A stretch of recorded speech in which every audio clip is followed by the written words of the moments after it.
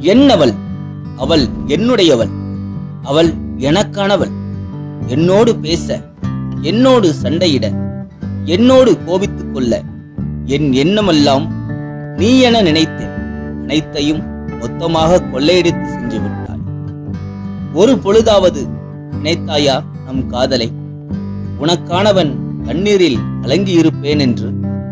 ஒரு பொழுதாவது நினைத்தாயா உனக்கானவனின் இதயம் நொறுங்கிவிடும் என்று? உன்னை தேடி அலைந்தேன். பலமுறை தொலைபேசியில் அழைத்தேன். பல ஆயிரம் மெசேஜ் அனுப்பினேன். உன் வீட்டு வாசற்படியில் உன் முகம் காண முடியுமா என ஏங்கி நின்றேன். உன்னோடு இழந்து விட்டேன் அத்தனையையும்.